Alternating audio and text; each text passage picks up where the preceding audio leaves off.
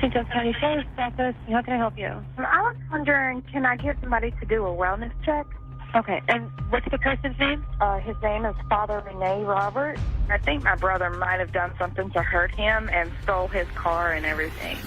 He made the comment to my dad that Father Rene was tied up. Do you mean that he's busy or physically tied up? Physically. And my brother is just crazy enough to do that. He's tied my sister up a couple years back and tried to kill her. That's what we're afraid of, that he might have hurt the old man.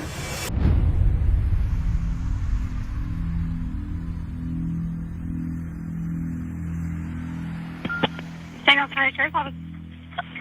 Yes, ma'am. I called last night to have a well check done on Father Rene Roberts in St. Augustine, and nobody ever called me back to let me know the verdict of that. 1 second, okay. It says that they didn't actually go out with him. His vehicle was also not there. Mr. Rene Roberts is not answering his phone still. We're worried about that man. I got a phone call from my sergeant at the time, and he told us we had a missing priest. And when he told me who it was, it kind of set me back on my heels a little bit.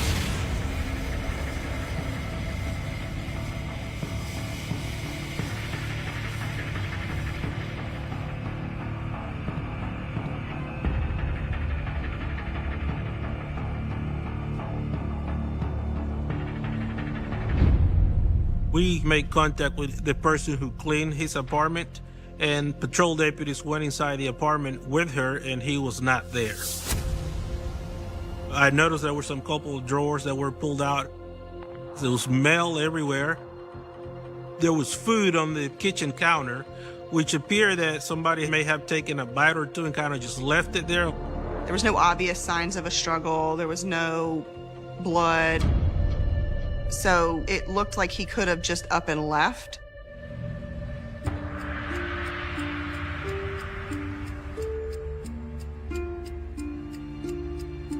Father Rene was very prominent in St. Augustine, which is a town with a very large Catholic population.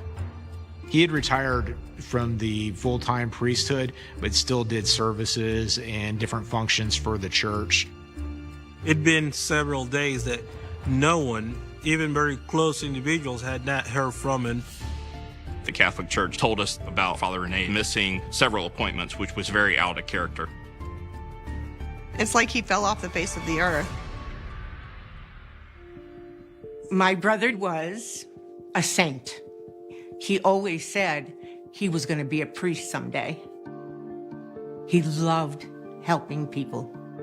I remember when he came home and said to my mother and father, I want to teach the deaf. And then he eventually went in to teach the blind too. My brother saw the potential in so many people, and they were your family, no matter who they were. Sometimes I used to think he carried the world on his shoulders because he just wanted so much to make people happy.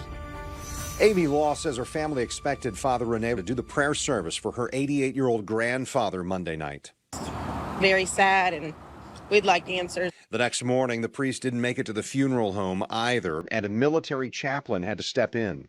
Definitely had a sinking feeling. Since then, fears about what happened to Father Rene have grown.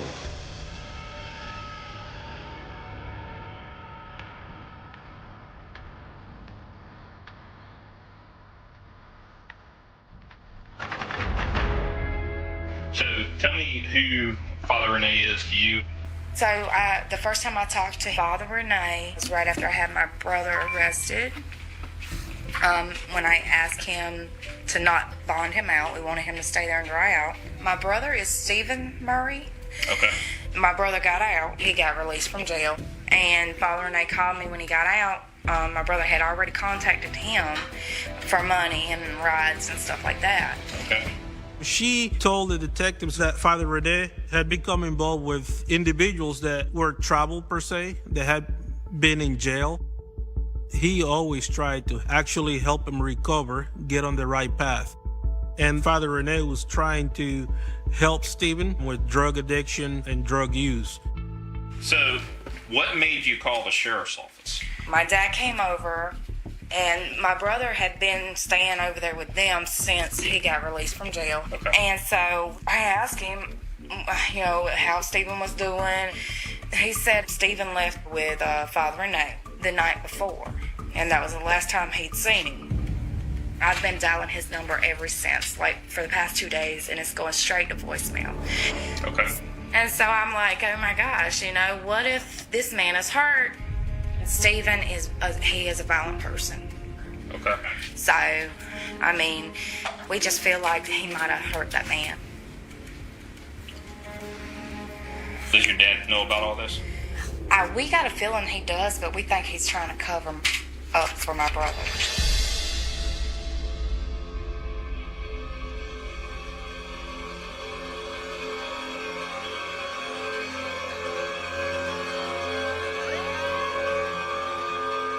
Behind the Signal 8 vehicle, we got a Corolla, blue in color. We're on 207 headed towards 95, and looks like he doesn't want to stop. We're talking he's doing 115, 120 miles an hour on I-95. It's a high-stress situation. We knew that it was not Father Rene driving. He would never flee from a traffic stop. We'd get close enough to see there was a white male individual in the driver's seat, but we could not identify him. I've got him right in front of me, 433 dog ears. We need that vehicle stopped. We suspected the driver may be Stephen Murray, but we were not sure 100%. If you can't safely do that, I want you to back off. It's not worth it. All right, we're in the construction zone. We're going to have to slow it down, guys. 54, we lost him in the construction. We all backed off. It was a little bit frustrating and upsetting. Whoever was driving the car was a critical piece of the puzzle for us to be able to get to where Father Rene was.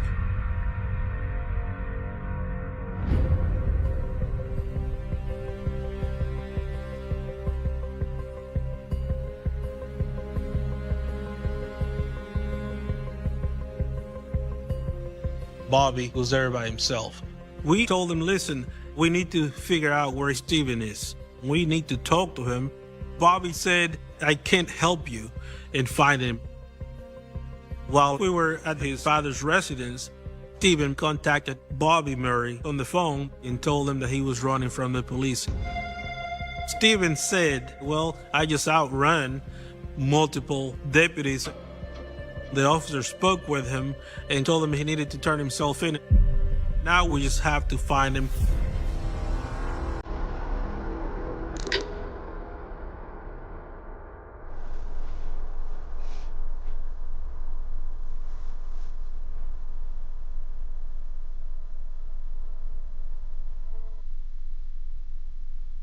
As an investigator, you're a little conflicted on trying to expedite and get as much information as you can as quickly as possible.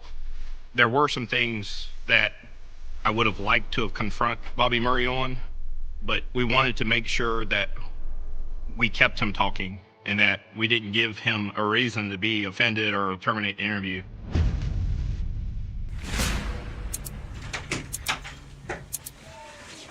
Look, how you doing, sir? My name is Gene Tolbert. I'm a detective with the Major Crimes Unit in St. Johns County.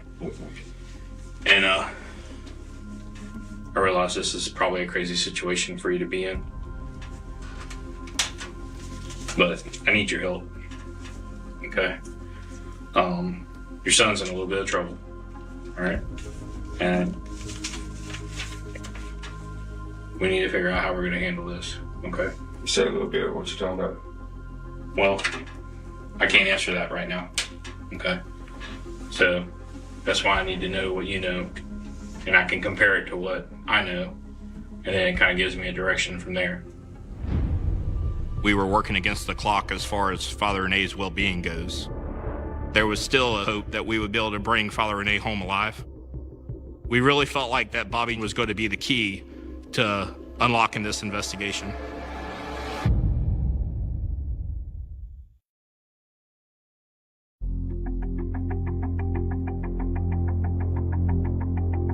I got a call from detective, and he said, Father Rene, he's missing, and people are very worried.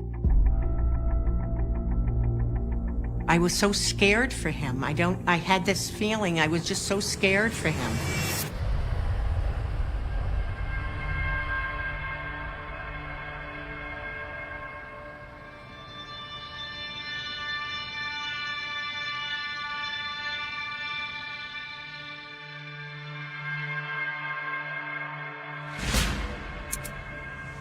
Let me ask you this. Tell me, what do you know as far as your son's activities for the past 3 or 4 days?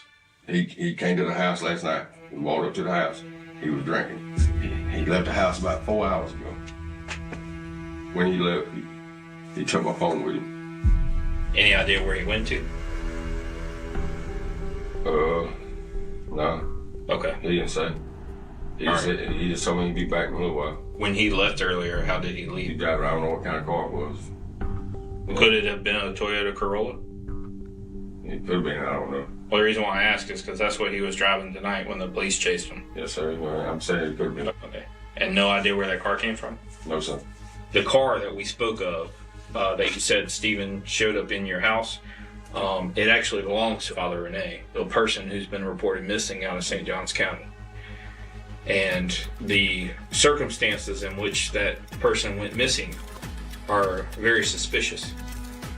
As a detective, my number one question is why is Stephen driving this man's car? And where's this man at? I'll be honest with you, I don't know. He called me. He said, I got 15, 20 cops cars behind me. And I asked him, I said, son, what the hell are you trying to do? He said, I don't want to live no more there. He said, I don't want to leave. Okay. And that's the exact words he told me. And I told him, I said, son, don't do that to me. Right.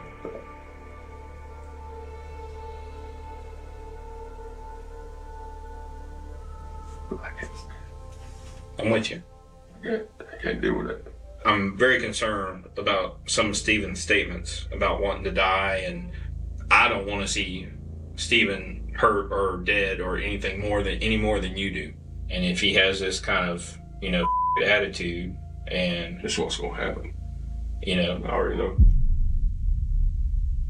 I'm just asking you for your help the best you can. I was sitting there. That's before he took off. There are so many scenarios that are possible. If you were to call Stephen right now and tell Stephen that if he wants you to come pick him up, that you'll come pick him up. He ain't let me do it. He knows I'm here with y'all. He ain't going back to prison. But I still gotta find this man. I would have no idea. After talking to Bobby Murray for a period of time, it seemed futile, and he was just eating away at the clock. Hang tight with me, and I'll get right back with you, okay? Yes. All right. If he had information, it was pretty clear he wasn't going to share it with us. Blood is thicker than water. It seemed like he would do everything he could to protect his son.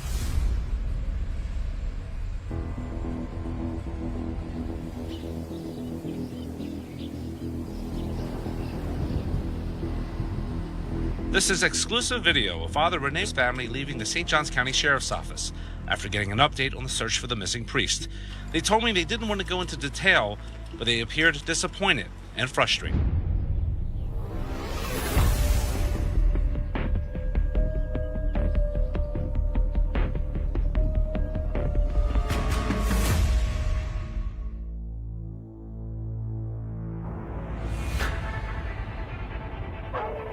They had tracked the phone to a sparsely populated, heavily wooded area. SWAT starts working down this fire break in the woods, searching for Stephen, and they come upon Father Rene's vehicle. As they're approaching, they find Stephen Murray behind the wheel. Stephen apparently sees some motion or light in his rearview mirror, starts the car up and takes off. However, he ended up crashing and running away from the vehicle.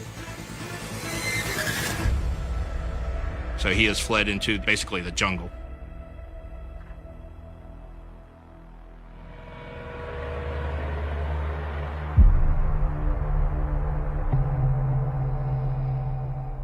We thought maybe Father Rene is in the trunk of that vehicle.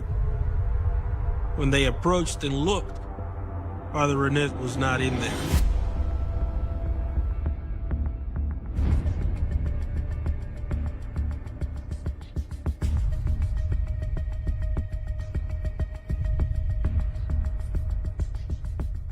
At that point, we suspected that something bad had happened to Father Rene, but we did not know. We want to bring him back home, whether alive or deceased. Finding Stephen and capturing him alive was a priority.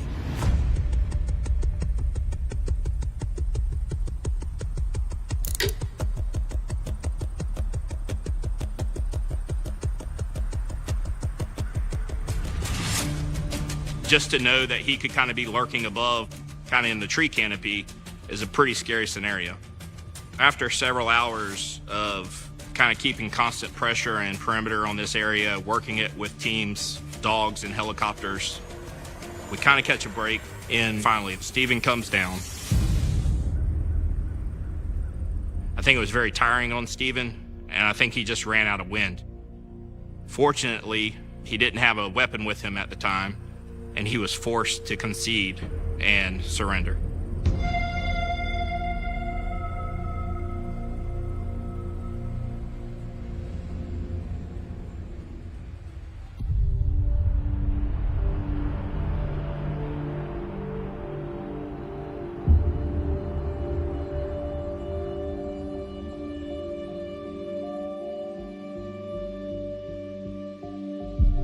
Stephen Murray was originally from Aiken County, South Carolina. We have a history with this guy.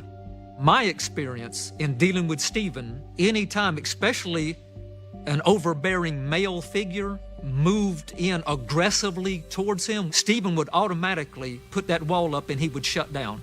And eventually he's gonna lawyer up. Let's see that green chair. Gentlemen, no, shut this door here. Gentlemen, if you would. No, thank you. Oh, man. You know where I work at? Having attention. Where'd you do your time?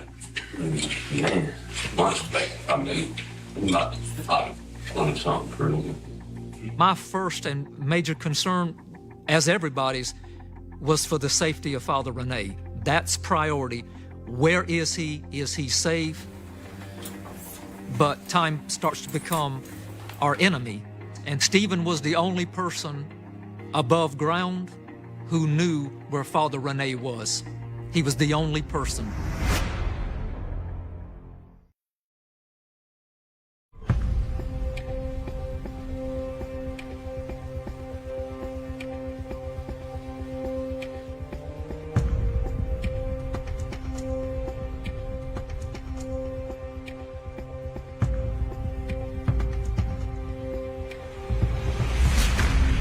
I know you're not going to ask for it, but would you like something to eat?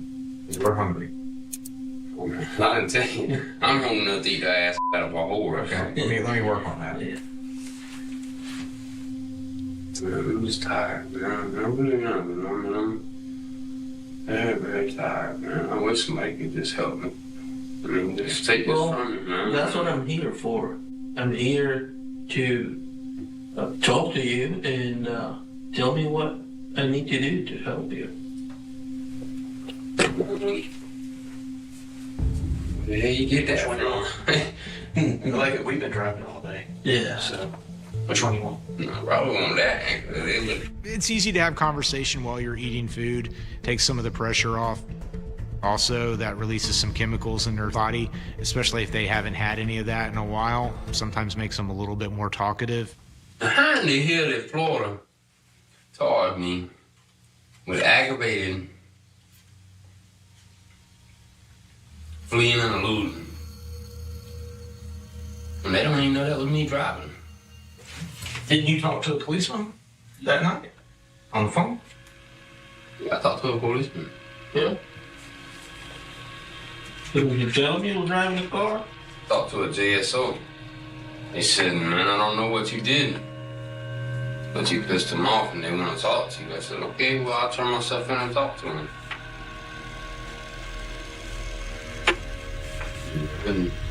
Didn't tell them I was driving though. At that point, after eating, we knew he was settled. He was ready to go. He knows that now we're going to start getting into some questioning in more of a confrontational way. But how fast were you driving to lose all the police cars? I wasn't driving. I'm I'm not going to argue with you about it. We know you were, because you told your dad, you told your sister. You know, we didn't just magic our ways up here. So you have his car. We haven't heard or seen him since. How does that look? Man, I understand. How does that look? But just because something looks some way, you know what I mean? Yeah, and that's what we're trying to refer. It doesn't look good. That's what I'm trying to tell you. It does not look good. This man is missing. We're still here trying to find him. I'm a law-abiding citizen. I mean, I like smoking a cigarette, man. Y'all asking a lot of questions. If there was something I could do to help you, you know what I'm saying, do that, I would. When did you get his car? I think I called him and told him that I had some money for him if he wanted to come get it. Where do you think you're at? I think he picked me up right there by my dad's. What did you do after that? Me and Father Renee was riding. He didn't know that I was going to meet somebody for some weed, which I didn't tell him that because, you know, he's a priest. I was supposed to be meeting the dude at the kangaroo right there. So I asked Father Renee if he would stand right here for a minute. You know, Father Renee usually does that. I dropped him off, and I never came back. I mean, I ended up doing drugs, and I never came back and got him. And that's how I got his car. I'm like, oh, shit, I'm in trouble, you know? I shouldn't have did that. And it was too late, you know, so I just kept the car, you know what I mean? What did you do after that? Just drove, and I was scared. I mean, I know that I was in trouble. What do you think he is right now? I'm not. Did you ever go back out to that area to look for him? I'm not sure. I mean, I was probably on drugs and mine somewhere else, you know? I can't even give you an exact date, but it's not something that I keep up with. And I can't accurately say that because I don't know. About what time did you drop him off? So on Sunday? I'm not sure which day it was. I mean, I'm really not sure. We had been talking to him for such a long time, and we were going in circles. Never been to it. I don't know, man. I don't really know, man. I mean, I'm not real familiar with that area. But, what was he wearing last time you saw him? I think he's asking a lot now. I mean, you know, I couldn't honestly tell you what he was exactly wearing. He's giving non-specific answers. His defenses are up. I don't think we're getting anywhere. So I felt like we need to push it a little bit harder. It's kind of a make it or break it part of that interview, because all Steven's got to do is say, I want my lawyer. Listen, I think you know a lot more than what you're telling me. I mean, he could be alive and well somewhere right now. He could be on vacation for all I know. I mean, he hasn't told me anything. He hasn't told y'all anything. So therefore, we all don't know. I mean, I don't know. Steve, come on now. I'm asking your help. Any piece of information that you can give us so that we can bring him home. Okay. That's... Well, I mean, I'm answering every question you asked, Emma. Well, that's the things that we don't think you're being truthful about. Yeah. But I mean, it's opinion, you know. Opinion is like ass. Everybody's got one, you know. What do you think? Is he dead? I mean, I couldn't tell you. I mean, me personally, I don't know. I mean, I couldn't tell you if he's dead or alive. I mean, because I don't know. What do you think happened to him? Well, you just asked that, and I just gave you an answer. You know, you've been asking the same questions, expecting a different answer. You know, that's the definition of sanity. And so if you're gonna keep on trying to dig at it, then we ain't got nothing to talk about. What do you mean? I mean, you ain't getting nowhere. I mean, if I won't continue to ask the same questions, then I don't think there's nothing else we need to talk about.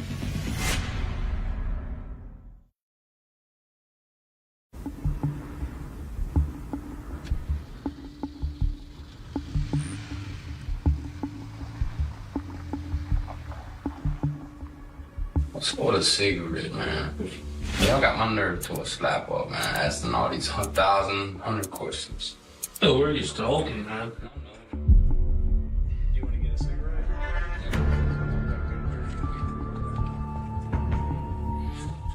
Smoke 2 at a time? You can see by his attitude he was going to shut down and not talk to us anymore, but you cannot give up.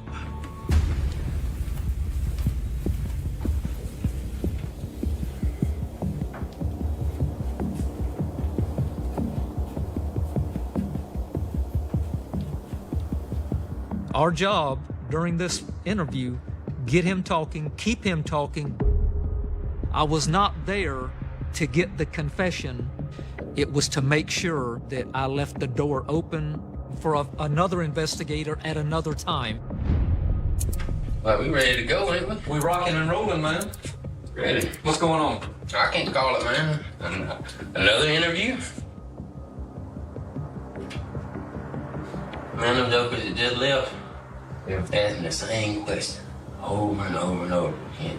I'm just looking at them, man. Can't be serious. Oh, you're gonna try to make it more comfortable too. The last time I saw you, we were putting you in an ambulance to go to the hospital. I'm gonna probably go overdose. Kind of an awkward angle. Now, you remember me, right? I do. We sat in my office, remember? Yes, I do. And we were straightforward. You were younger then. I was 16. Well, you had just turned 17. You just turned 17. The last time we spoke was a burglary. Remember the samurai sword? Man, you got a good memory. I do have a good memory. A good memory. I do have a good memory. You can watch his body language. He's uncrossed his arms. He's sitting back in the chair again. He's not slumped over.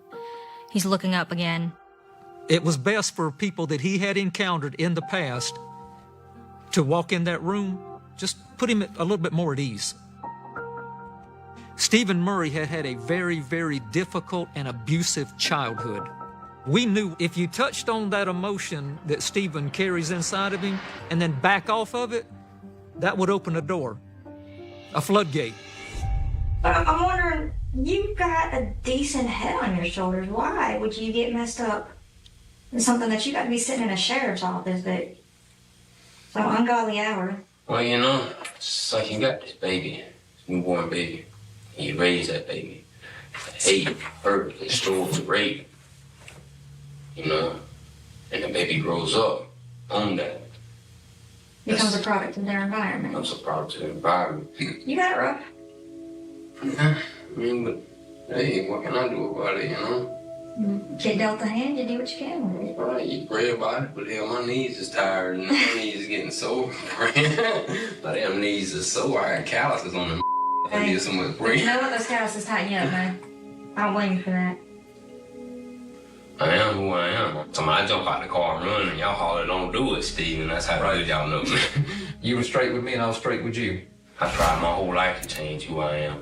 I'm a sick puppy. I mean, I'm sick. I try to be that. And it tires you out, don't it? It destroys You're me, man. mentally tired. Because I don't want to be that You're person. not physically tired, you're mentally tired. Mentally, I mean, I'm You need a tired. rest. You need a mental rest. But, do you know where it really all begins? Begins with you being honest with yourself. There you go. Stephen came back to life. He was initiating, he was engaging. And when that happens, that opens the door for the potential for something else to follow up. We're done. Let's go smoke. I don't smoke, but you are. Here. You right-handed, right? Give me your left hand. I walked out being 100% satisfied with what we got because I knew there's an opportunity for tomorrow.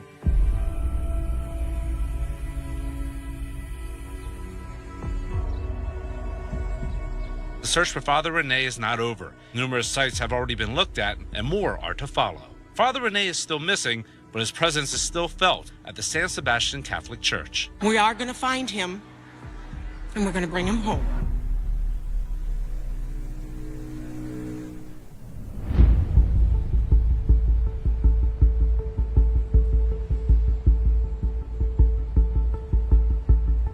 How you feel about going back to Florida, man? I feel real good.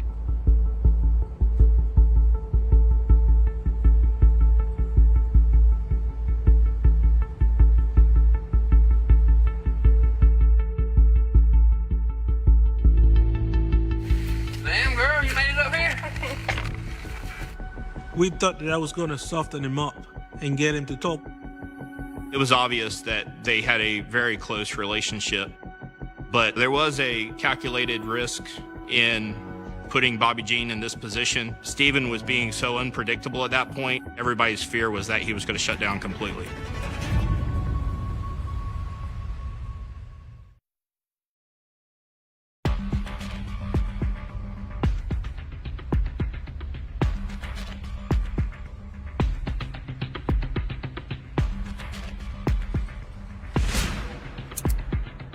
We brought your sister here. She's obviously told us that you got a big heart, that you're not a bad man. We're just trying to bring closure to the family, find out where he's at, so we can bring him home. And I don't want you to think that I'm going against you right now. I just want you to do the right thing for a change. Okay? I'm not going to look at you any different than you being my brother, and I love you. Love you too. Tell me one thing. You ain't got to say nothing else. Just say yes or no. Can I help him or not? I don't know, Dean. I think we want to see you do the right thing, and, you know, regardless of whatever it is, we're here. Thank you, Dean. I appreciate it, and I ain't got nothing to say. You got nothing to say, Dean. I really don't. You ain't willing to throw me any hints? All the way to the grave. Like I always have. I'm sorry I had to taste this plate with me. I'm sorry, baby. We all make bad decisions in our life. Unfortunately, I made a lot of them,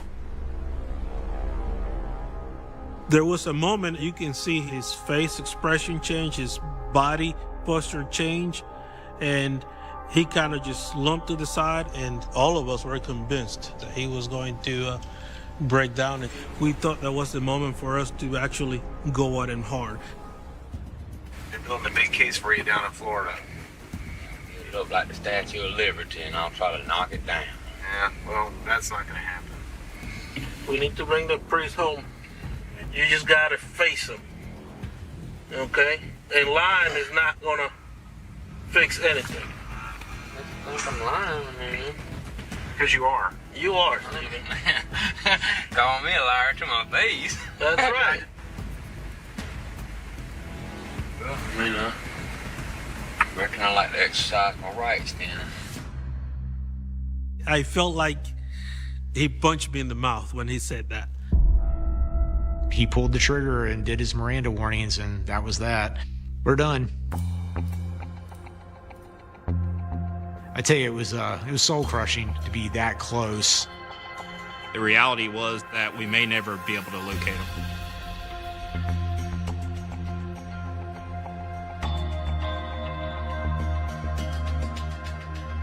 We had to come up with a new strategy on how to move forward and get our heads back in the game.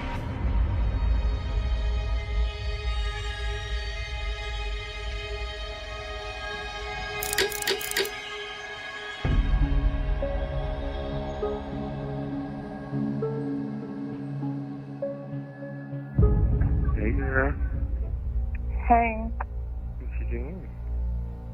we're going through hell out here that we don't even deserve.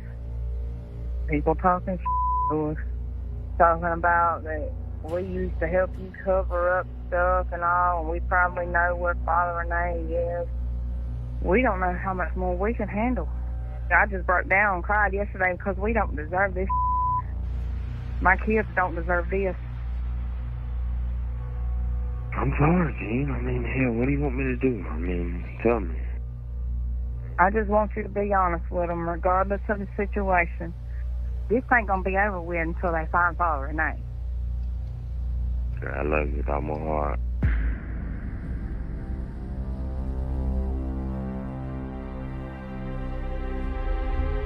My cell phone rings, and I learned Stephen Murray has asked to speak to detectives. We didn't know about what, but he wanted to talk to us. He'd made a phone call to Bobby Jean, and I do believe that conversation with Bobby Jean could have been a very pivotal moment for Stephen. I was hoping that Stephen was ready to talk. He was getting ready to get it off his chest and tell us. Okay. All right. It's your show, brother. We're just here to watch. Tell us. Right. Well, the first part of the story I told y'all where Father Renee picked me up and I was going to pay him the money, which was true. And I picked him up after I got back from the dope trap down off 90. And We went up to South Carolina, I said, I want to see my kids. Did he say he didn't want to go? He said no point that he didn't want to go. He just said, okay. I mean, I wasn't aggressive with it or anything, I wanted to go see my kids. Where's he at in the car? He's in the trunk by that point. He's in the trunk. Okay. Is he tied up or anything like that? No, sir. How'd you get him to get in the trunk? Asked him to. Did you say or else? No, I didn't say or else. I said, I need you to get in the trunk, Father Renee. He said, okay. Climb right in there, I helped him in there and told him, I said, just do what I tell you to and everything's going to be okay, And, I'm talking to him, and he's still telling me, that I'm in great trouble and that I'm never going to get away with this. And I'm thinking, like, oh man, maybe I am in a great deal of trouble. I guess I got real skitsed out, man.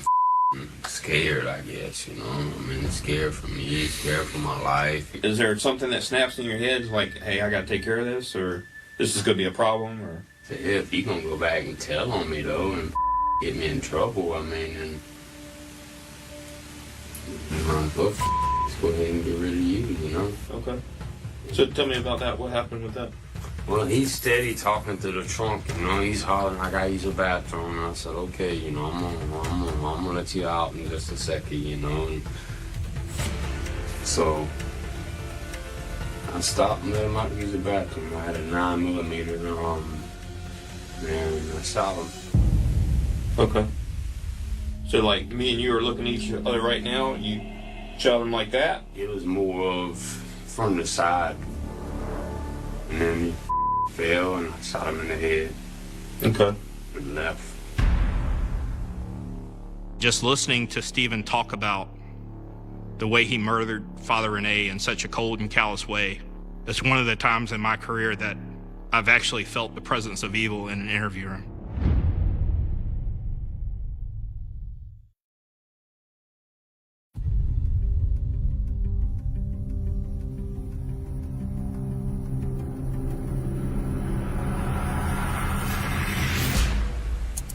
Shot him in the chest one time and in the head the last time.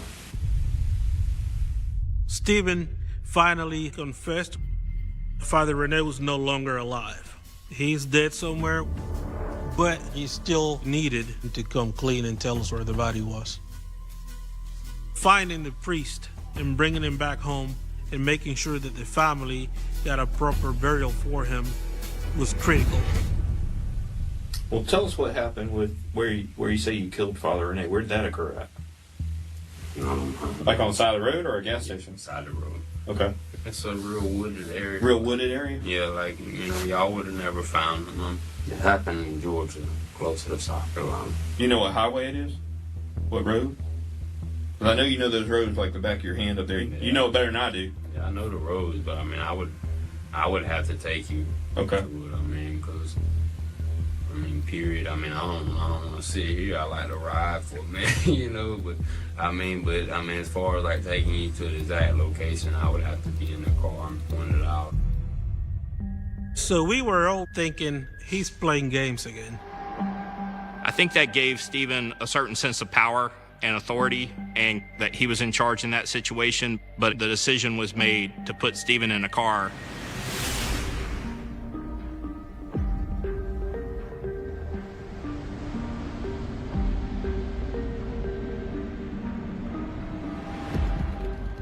And almost immediately when we pulled up, we saw a flock of buzzards kind of take off, which kind of drew our attention over, and you could see Father Rene's body laying at the edge of the woodline.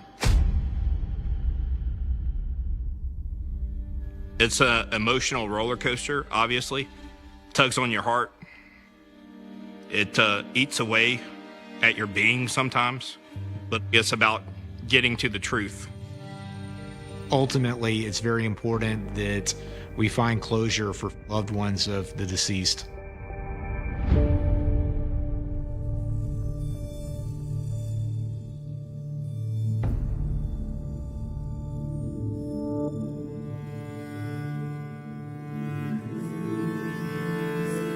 It was a special ceremony for a man who meant so much to so many here in our community. People came from all over to say goodbye to the beloved priest. He touched the hearts of so many. He was a gift and a blessing to us. And with that, it was time to send off Father Rene.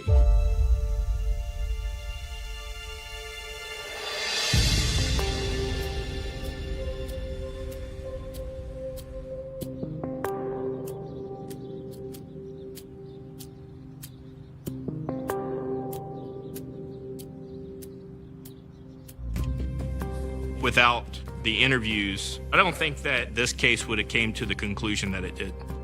And I do believe that justice was served in this case, but I don't think there's any amount of resolution for this case that would ever satisfy anybody. People saw the killing of a Catholic priest as kind of an attack on our very fiber. And I really think that stirred emotion in a lot of people.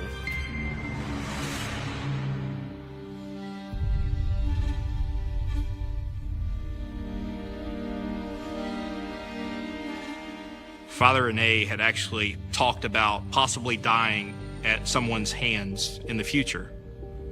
And that if that had ever happened, his wishes would be that that person not be subjected to the death penalty. So it was agreed upon that Stephen would plead guilty to life in prison for malice murder, and he would spend the rest of his life behind bars.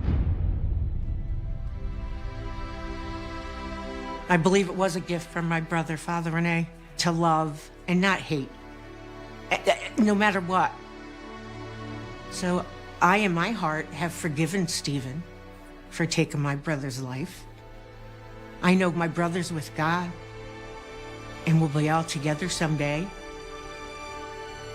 But you gotta let it go. You gotta let the anger go and the hatred go and just love.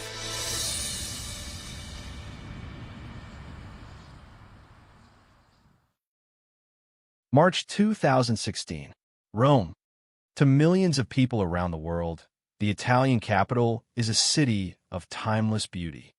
It is a place where ancient ruins stand beside modern streets, where tourists gather beneath centuries-old monuments, and where everyday life unfolds against a backdrop that seems almost untouched by time. On any given evening, the city moves with its familiar rhythm. Cars pass through crowded avenues. Friends meet for drinks. Families return home after work. Young people make plans for the night ahead. Everything appears ordinary. Everything appears safe. Yet hidden behind the walls of an apartment in Rome's Calatino district, something was unfolding that would leave investigators, prosecutors, journalists, and an entire nation searching for answers. By the time the events inside that apartment came to an end, a 23-year-old man named Luca Verani would be dead. The circumstances of his death would shock Italy. The violence would be described as extraordinary. The cruelty would become the focus of national headlines. But perhaps the most disturbing element of all was not how the crime happened. It was why, or more accurately, why it appeared to happen without any meaningful reason at all. In many homicide cases, investigators begin with familiar questions. Was there a financial motive? Was there jealousy, revenge, a personal dispute, a history of violence between the people involved? Often, somewhere beneath the tragedy, there's a recognizable human conflict. The motive may not justify the crime, but it helps explain how events spiraled toward disaster. The Luca Verani case was different. According to prosecutors, two men developed a desire to harm someone. Not a specific enemy. Not a rival. Not someone who had wronged them. Simply someone. Anyone. The randomness of that conclusion would become one of the most terrifying aspects of the entire case. Because if investigators were correct, Luca Verani was not selected because of who he was. He was selected because he was available. And that realization transformed an already horrifying murder into something even more unsettling. It raised a question that continues to linger long after the court proceedings ended. How does a person become the victim of unimaginable violence when they have done nothing to provoke it? To understand why this case captured the attention of Italy, we must begin with the victim himself. Luca Varani was 23 years old. He lived in Rome. By all available accounts, his life was relatively ordinary. He had a long-term girlfriend. He had no criminal record. There was no indication that he was involved in dangerous criminal activity. There was no history suggesting he expected to become part of a murder investigation. In many ways, he represented something profoundly normal. He was a young man with a future ahead of him, navigating the routines and relationships that define everyday life. Yet in early March 2016, Luca accepted an invitation that would lead him into a situation he could never have anticipated. The people waiting for him that night were Manuel Fafo and Marco Prado. Both men were 29 years old. Neither matched the public image that many people associate with extreme violent crime. Manuel Fafo came from a relatively wealthy Roman family. Marco Prado worked as an event organizer. They were not known as career criminals. They were not figures from the underworld. Their backgrounds would become another source of public fascination and confusion once details of the crime emerged, because many people wanted to know how two men who appeared to have opportunities, education, and stable social lives could become involved in such a brutal act. The answer, investigators would later argue, was connected to a period of intense substance abuse leading up to the crime. In the days before Luca Varani's death, Fafo and Prado reportedly consumed large amounts of cocaine, alcohol, and other intoxicating substances. According to later findings, thousands of euros were spent on drugs during this period. Their lives appeared increasingly consumed by excess, chaos, and self-destructive behavior. Yet even that explanation failed to satisfy many observers. Substance abuse may help explain impaired judgment, but it does not automatically explain torture. It does not automatically explain sustained violence. It does not automatically explain a decision to seek out another human being and inflict suffering. That gap between explanation and understanding became one of the defining features of the case. As investigators pieced together what happened, they would arrive at a conclusion that sounded almost impossible to comprehend. Prosecutors later stated that before the murder, the two men had driven around Rome with the intention of finding someone to harm or kill. It is a statement so chilling because of its simplicity, not a carefully planned attack against a known target, not the culmination of a long-standing grudge.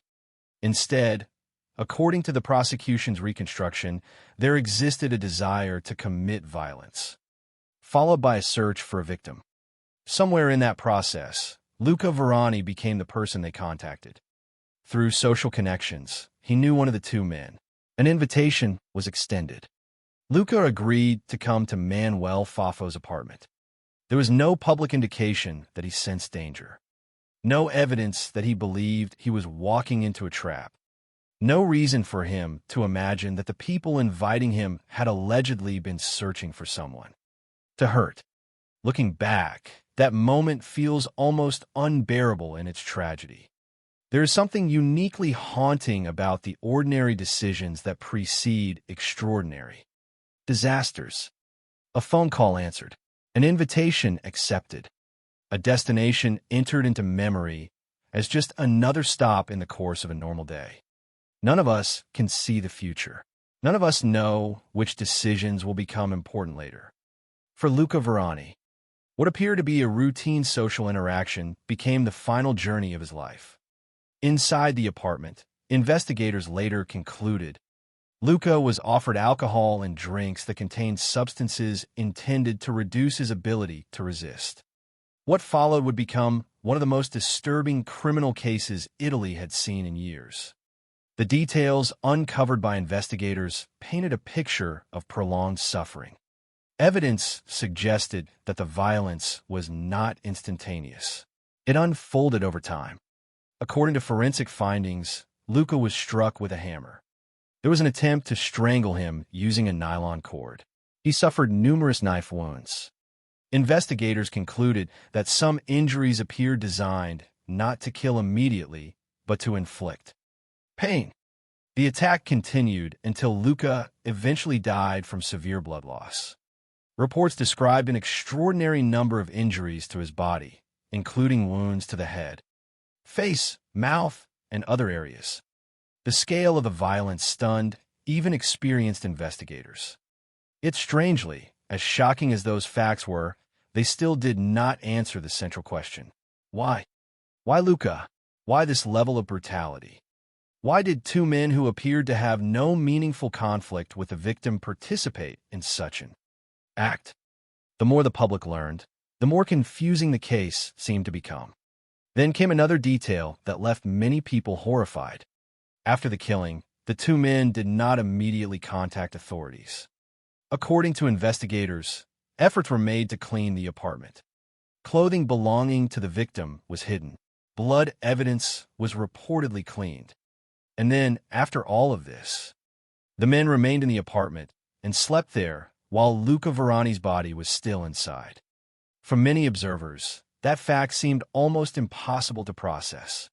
It suggested a level of emotional detachment that only deepened the mystery surrounding the crime.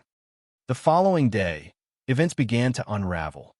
Marco Prado rented a hotel room and attempted suicide using alcohol and pills. He survived. Meanwhile, Manuel Fafo eventually confessed to his father that he had been involved in a murder. His father immediately contacted authorities. The investigation that followed would reveal fingerprints, DNA evidence, competing accusations, and a legal battle over responsibility. Both men would attempt to shift blame. Both would face the weight of forensic evidence. Prosecutors would ultimately characterize the crime as one marked by exceptional cruelty. But before the courts could reach their conclusions, before sentences were imposed, before headlines spread across Italy, there remained the story at the center of everything. The story of a young man whose life ended in circumstances that continue to disturb people years later. Because some criminal cases frighten us due to the violence involved. Others frighten us because they expose something darker, a reality that feels difficult to understand. The Luca Varani case belongs to the second category. It forces us to confront the possibility that not every act of violence emerges from a recognizable conflict. Sometimes there is no feud, no revenge, no financial gain, no clear motive that neatly explains the horror. Sometimes the answers investigators discover only deepen the mystery. And as we begin examining the events that led to Luca Varani's death, one question remains at the center of the story. How did an ordinary young man, living an ordinary life in Rome, become the victim of one of Italy's most shocking crimes of the 2010s? To answer that question, we must first understand the people involved, the days leading up to the murder, and the chain of decisions that transformed a seemingly ordinary evening into a tragedy that would capture the attention of an entire nation. Before examining the night of the murder itself, it is important to pause and focus on the people whose lives became permanently connected by the events of March 2016. True crime stories often risk becoming dominated by the details of violence. The names of offenders become widely known. Their actions are analyzed repeatedly. Meanwhile, the victim gradually fades into the background, remembered only as a tragic outcome. In the case of Luca Varani, that imbalance would be particularly unfair, because before he became the victim of one of Italy's most shocking murders, he was simply a young man living an ordinary life. Luca Varani was 23 years old and lived in Rome. Available information paints a picture of someone whose life followed a relatively normal path. He had a long-term girlfriend. He had no criminal record. There was nothing in the known facts of the case suggesting involvement in organized crime, violent disputes, or dangerous activities. Unlike many homicide victims whose deaths are preceded by escalating conflicts, Luca appears to have been living a life largely removed from the circumstances that people commonly associate with violent crime. That normality is one of the reasons his death resonated so deeply with the public. There was no obvious warning sign, no public record of enemies, no indication that he expected danger from the people he would eventually meet on the night of his death. When people later tried to understand what had happened, many found themselves returning to a single unsettling thought. This could have been almost anyone. Luca's story reminds us that behind every criminal case is a life interrupted. It is easy to summarize a person in a few lines of court testimony or newspaper reporting. 23 years old, resident of Rome, no criminal history, long-term girlfriend. But those facts only hint at the reality of a human life. Every ordinary day contains countless small moments that rarely appear in official records. Conversations, future plans, relationships, expectations about tomorrow. The tragedy of homicide is not only the moment of death itself. It is the destruction of all the days that would have followed. Every murder creates an absence. Families experience it. Friends experience it. Partners experience it. The victim's future disappears, leaving behind only questions and grief. In March 2016, Luca Verani could not have known that his name would soon become known across Italy. He could not have known that investigators, prosecutors, journalists, and the public would spend years examining the final hours of his life. At the center of this story is a painful reality. Luca was not remembered because of something he chose to do. He was remembered because of something done to him. Understanding that distinction is essential. As we move deeper into the case, the focus must remain not on glorifying those responsible, but on understanding the circumstances that led to the loss of a young life. The people who would eventually be accused of murdering Luca were Manuel Fafo and Marco Prado. Both men were 29 years old. Both lived lives that, on the surface, appeared far removed from the image many people associate with extreme violence. Manuel Fafo came from a relatively wealthy Roman family. This detail became significant during public discussions of the case because it challenged certain assumptions about criminal behavior. Society often searches for simple explanations after horrific crimes. People want to identify a background that somehow predicts the outcome. Poverty, gang involvement, long histories of violent offending. Yet the facts surrounding Manuel Fafo did not fit neatly into those categories. He was not described as a career criminal. He was not known primarily for violent acts. Instead, he emerged from circumstances that many people would regard as stable or privileged. That contrast would become one of the most discussed aspects of the case. How could someone from such a background become involved in a crime of extraordinary brutality? It was a question that generated intense debate in Italy. Yet even today, no simple answer exists. Human behavior rarely conforms to easy explanations. People are capable of contradictions. Lives that appear stable on the surface may conceal turmoil beneath. But while background can provide context, it cannot provide complete understanding. The same uncertainty surrounded Marco Prado. At 29 years old, Prado worked as an event organizer. Like Fafo, he did not fit the stereotype of a violent offender. His profession placed him within social environments associated with planning, communication, and public interaction rather than criminal activity. When the details of the murder became public, many observers struggled to reconcile the brutality of the crime with the backgrounds of the men accused of committing it. This disconnect contributed significantly to the public fascination surrounding the case. The crime seemed to resist familiar narratives. If there was no obvious financial motive, no apparent revenge, and no traditional criminal background, then how had events escalated to such a horrifying outcome? To understand that question, investigators would eventually focus their attention on the days leading up to the murder. Those days revealed a pattern of behavior that prosecutors later argued played a critical role in what happened.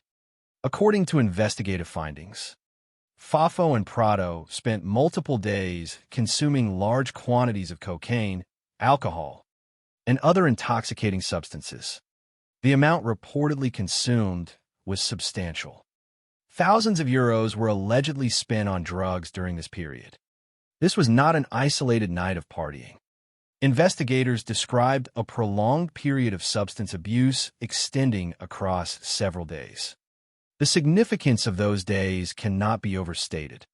As prosecutors reconstructed the timeline, they identified this period as the backdrop against which the crime developed.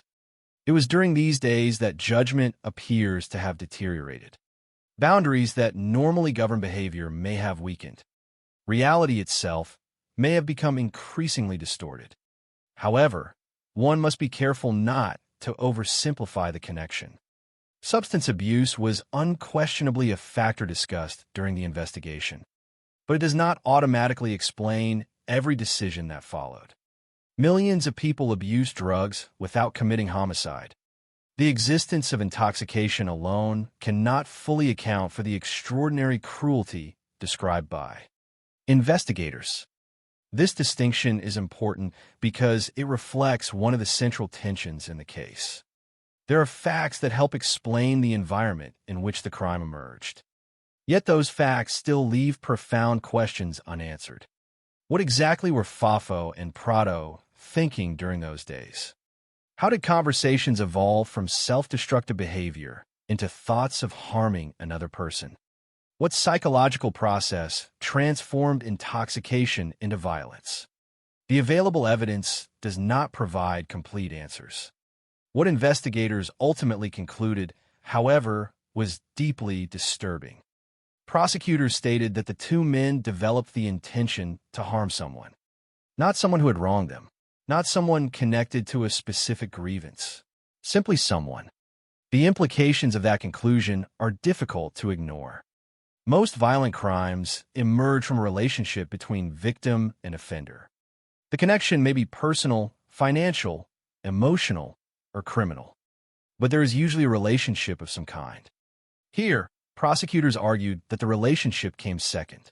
The desire for violence came first. If true, that sequence changes everything. It means the victim was not chosen because of who he was. He was chosen because a victim was needed. Such randomness is rare enough to be deeply unsettling. It challenges one of the assumptions many people rely upon to feel safe. We often believe danger can be identified through warning signs. We believe conflicts create risk. We believe enemies create danger. Cases like this disrupt those assumptions. They suggest that sometimes violence emerges not from a specific grievance, but from a convergence of circumstances, impaired judgment, and destructive intent. During this period leading up to the crime, Rome continued functioning as it always had. Traffic moved through the city. Businesses opened and closed. Residents went about their daily routines. Among them was Luca Verani, unaware that his name would soon become connected to a tragedy unfolding elsewhere in the city. The contrast is striking. On one side, a young man living an ordinary life. On the other, two men descending into days of substance abuse and increasingly dangerous behavior. At the time, these worlds remained separate. Soon, however, they would intersect. One of the most tragic aspects of the case is that the connection between Luca and the future. Perpetrators did not arise from conflict. Through social relationships, Luca knew one of the two men. This fact would later become critically important. The connection created familiarity. Familiarity creates trust.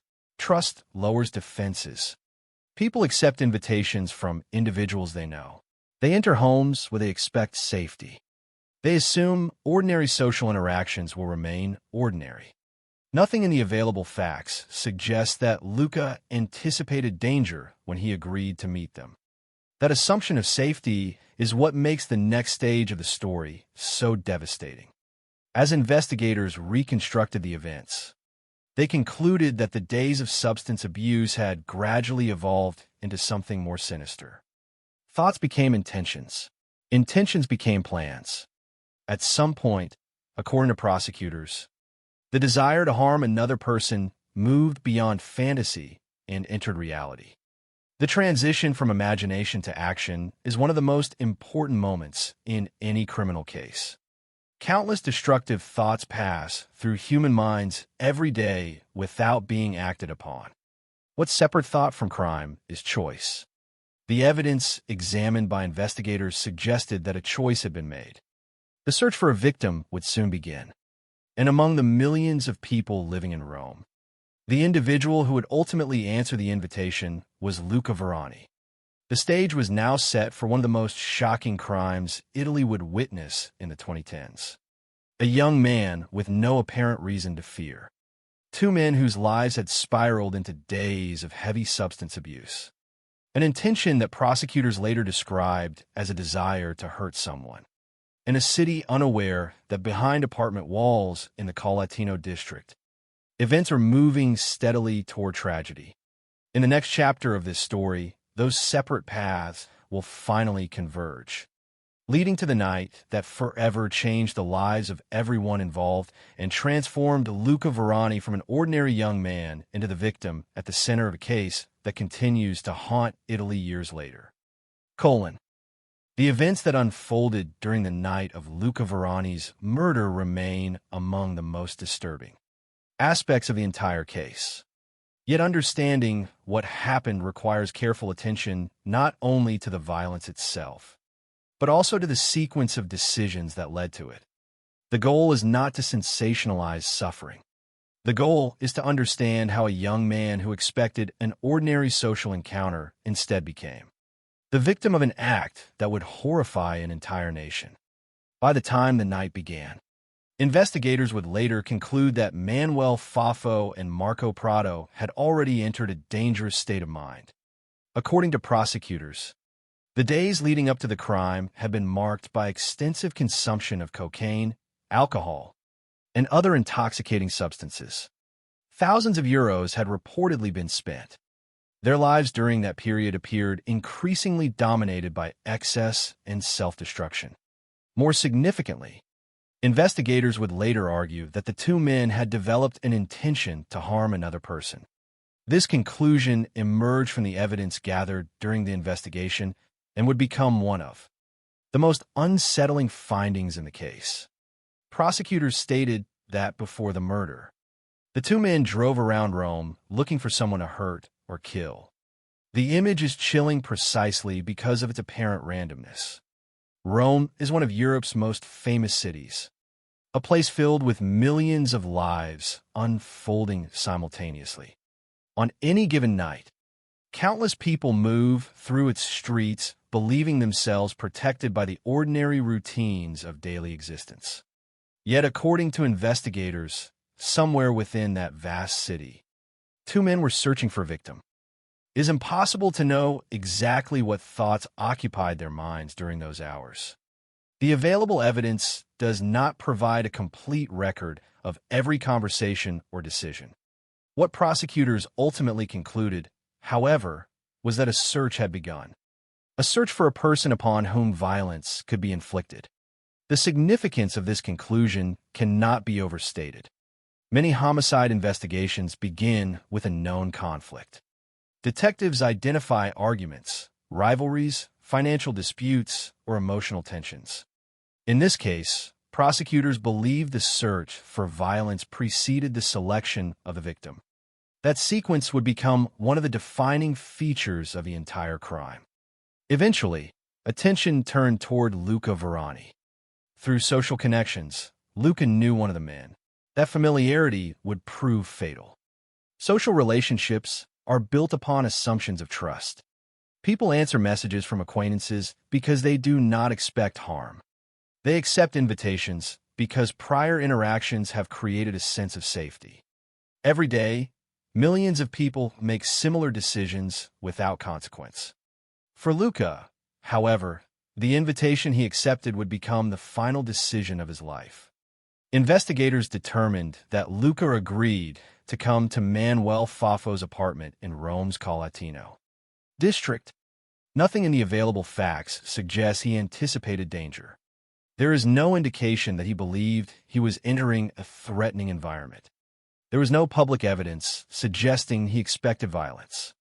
From his perspective, the invitation likely appeared ordinary. Looking back from the perspective of what happened next, that normality becomes heartbreaking. One of the most tragic realities in criminal investigations is that victims rarely know they are about to become victims. There is no dramatic warning, no unmistakable sign. Life simply proceeds according to its usual rhythm until, suddenly, it does not. At some point, Luca arrived at the apartment. The setting itself was unremarkable. An apartment in a residential area of Rome. The kind of place people enter every day without concern. Yet within those walls, investigators would later reconstruct a sequence of events that transformed a familiar environment into the scene of one of Italy's most notorious murders. According to investigative findings, Luca was offered alcohol and drinks. Investigators later concluded that substances had been added to the drinks, reducing his ability to resist. This detail is critical because it marks the point at which the encounter ceased to be a social gathering and became something else entirely. Trust had already brought Luca into the apartment. The alleged drugging further weakened his ability to protect himself. Whatever sense of safety may have existed when he first arrived was rapidly disappearing. There are moments in criminal cases that investigators sometimes describe as points of no return. Moments when events cross a threshold from which they cannot be reversed. Although the precise timeline remains known only through investigative reconstruction, the offering of drinks appears to represent one such threshold. What followed would become the central horror of the case. At some point after Luca's arrival, the violence began. The attack that followed was not instantaneous. This distinction is important because forensic evidence later suggested prolonged suffering. According to investigators, Manuel Fafo and Marco Prado subjected Luca to a sustained assault involving multiple methods of violence. Reports indicated that a hammer was used to strike him in the head. The use of a hammer introduces a particularly disturbing dimension to the crime. Unlike many weapons designed primarily to kill, a hammer is an ordinary object associated with everyday life. Yet in the context of violence, it becomes capable of causing catastrophic injury. The transformation of such an ordinary object into an instrument of suffering underscores the horrifying nature of what occurred. Investigators also concluded that there was an attempt to strangle Luca using a nylon cord. Strangulation occupies a unique place in criminal investigations because of its intensely personal nature. Unlike violence carried out from a distance, it requires direct physical contact. It demands proximity. It creates a prolonged interaction between victim and offender. The evidence suggesting an attempted strangulation therefore added another layer of brutality to one already shocking crime. Yet the assault did not end there. According to forensic findings, Luca suffered numerous knife wounds. These injuries would become central to the later investigation because they helped reconstruct the nature and duration of the attack. Reports indicated that he was stabbed and cut repeatedly. The sheer number of wounds drew immediate attention from investigators and prosecutors alike. As forensic specialists examined the evidence, they identified injuries across multiple areas of the body, including the head, face, mouth, and other regions. The distribution of these wounds suggested a prolonged and sustained assault rather than a brief encounter. Perhaps most disturbing of all were investigative conclusions that some injuries appeared intended not to kill immediately, but to inflict pain. This finding played a major role in how prosecutors later characterized the crime. They argued that the violence demonstrated exceptional cruelty. The significance of that conclusion extends beyond legal terminology. It speaks to the suffering experienced by the victim during the final hours of his life. In discussing such violence, there's always a risk of reducing human tragedy to a list of injuries. It is important to resist that temptation. The wounds themselves matter because they provide evidence. But behind every forensic detail stands a human being. Luca Verani was not a collection of injuries.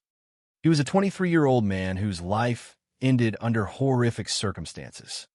Every wound documented by investigators represented pain inflicted upon a living person. Every forensic finding reflected suffering endured by someone who had trusted the wrong people. As the assault continued, blood loss became increasingly severe. Ultimately, investigators concluded that Luca died from massive blood loss resulting from the injuries inflicted during the attack. His death marked the end of the violence, but it did not mark the end of the story. In many ways, some of the most shocking details emerged only afterward. Following the murder, investigators determined that the perpetrators did not immediately contact emergency services or law enforcement. Instead, efforts were reportedly made to conceal evidence. According to the investigation, the apartment was cleaned. Attempts were made to remove traces of blood. Luca's clothing was hidden. These actions would later become significant because they suggested awareness of the crime and efforts to avoid immediate detection. The transition from violence to concealment is a pattern commonly observed in criminal investigations. Once the reality of what has occurred becomes unavoidable, offenders often attempt to erase evidence or distance themselves from responsibility. Yet what happened next stunned many observers.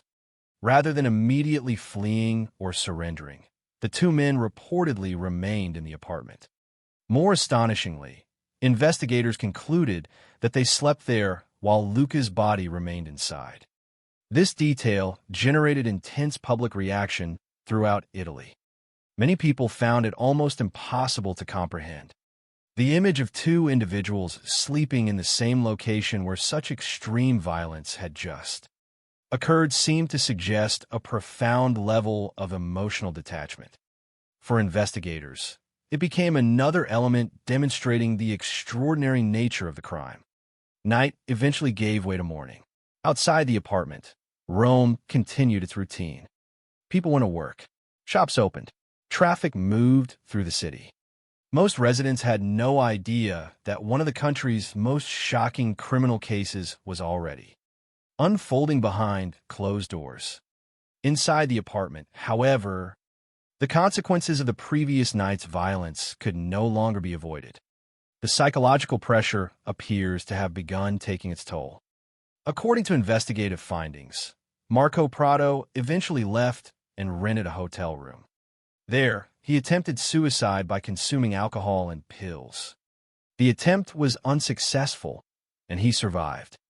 This development would later become a major point in the unfolding investigation because it represented one of the first visible signs that the situation was beginning to collapse. Meanwhile, Manuel Fafo took a different path. At some point after the murder, he confessed his involvement to his father. This confession would become one of the pivotal moments in the entire case. Families often occupy a difficult position in criminal investigations. They're forced to confront realities they never imagined possible. In this instance, the father's response was immediate. Upon learning what had happened, he contacted authorities. That decision helped set in motion the investigation that would eventually expose the full scope of the crime. By the end of that day, the fragile efforts to conceal what had happened were unraveling. The apartment would become a crime scene. Investigators would begin collecting evidence. Forensic specialists would examine weapons, injuries, fingerprints, and DNA. Prosecutors would begin reconstructing the timeline. Journalists would soon report details that shocked the nation. Yet even before the investigation formally began, one reality had already become unavoidable. A young man was dead. A life that had begun the day with ordinary expectations had ended in unimaginable violence. The events inside the Colatino apartment would soon be examined by courts, experts, and the public. But no amount of legal analysis could change the fundamental truth at the center of the case. Luca Varani had entered that apartment alive, trusting people he knew. He never left. And as investigators began piecing together the evidence, they would uncover a case whose brutality, randomness, and apparent lack of motive would leave Italy searching for answers long after the crime itself had ended. By the time investigators formally began reconstructing the events surrounding Luca Varani's death, one fact was already beyond dispute. A young man had been brutally killed inside an apartment in Rome's Colatino district. Yet determining exactly how the crime unfolded, who was responsible for which actions, and whether either suspect was attempting to minimize his own role would require a meticulous investigation. In many homicide cases, the challenge facing detectives is locating a suspect. In this case, however, the investigation quickly developed in a different direction. The central question was not simply who had committed the crime. The emerging evidence strongly suggested that both Manuel Fafo and Marco Prado had been involved. Instead, investigators faced a more complicated task. They needed to understand the sequence of events, verify competing claims, identify the extent of each man's participation, and determine whether the physical evidence supported or contradicted the stories being told. The first major crack in the case appeared almost immediately after the murder. As often happens in serious criminal investigations, the pressure created by the crime itself began affecting those involved. Crimes of extraordinary violence rarely remain hidden forever. Even when offenders attempt to conceal evidence, the psychological burden can become overwhelming. In this case, events began to unravel within a remarkably short period of time. According to the investigation, Marco Prado left the scene and checked into a hotel. There, he attempted suicide by consuming alcohol and pills. The attempt was unsuccessful, and he survived. From an investigative standpoint, this development immediately attracted attention. While a suicide attempt does not itself establish guilt, it often becomes an important event within a broader criminal timeline. Investigators are trained to examine such actions carefully, asking whether they reflect panic, remorse, fear of arrest, or some combination of factors. In a Luca Varani case, Prado's actions would later become part of the larger narrative surrounding the crime, although they did not eliminate the need for physical evidence. Meanwhile, Manuel Fafo took a different path. Rather than attempting to disappear, he eventually confessed his involvement to his father.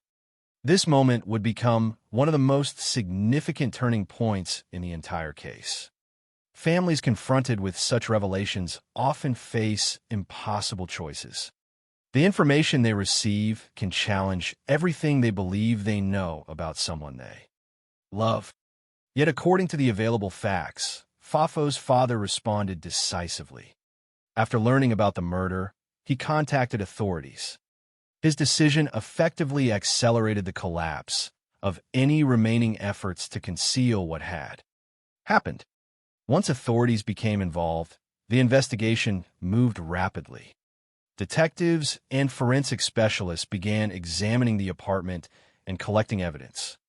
Every homicide scene tells a story, but that story is rarely obvious at first glance.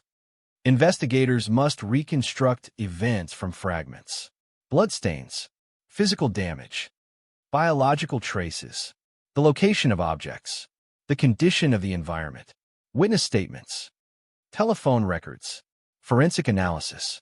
Each piece contributes to a larger picture.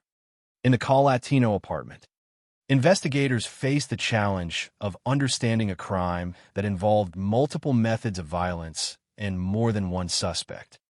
The first objective was straightforward: establish what happened. The second objective was more difficult: establish who did what. This distinction would become critically important because as the investigation progressed, both suspects attempted to distance themselves from responsibility. According to investigators, Manuel Fafo and Marco Prado began accusing one another. Each man sought to minimize his own role, while emphasizing the actions of the other. Such behavior is not unusual in criminal investigations involving multiple suspects. When faced with overwhelming consequences, individuals often attempt to shift blame. Sometimes they portray themselves as passive participants. Sometimes they claim coercion. Sometimes they insist another person committed the most significant acts of violence. Investigators therefore approached the statements with caution. The existence of conflicting accounts did not automatically reveal the truth. It merely created additional questions. Which parts of the statements were accurate? Which parts were self-serving? Which details could be independently verified? This is where forensic science became essential. Unlike witness testimony, physical evidence does not consciously alter itself to avoid punishment. Fingerprints remain where they are left. DNA remains where it is deposited. Injuries reveal patterns that can be analyzed. Weapons preserve traces of contact. The task facing investigators was to compare the suspect's claims against the physical reality, preserved within the evidence. As forensic examinations continued, important discoveries emerged. According to investigative findings, both fingerprints and DNA evidence connected the suspects to the weapons used during the assault. This evidence proved especially significant because it directly addressed one of the central issues in the case. If one suspect attempted to portray himself as less involved than the other, physical traces on the weapons could help determine whether that claim was credible.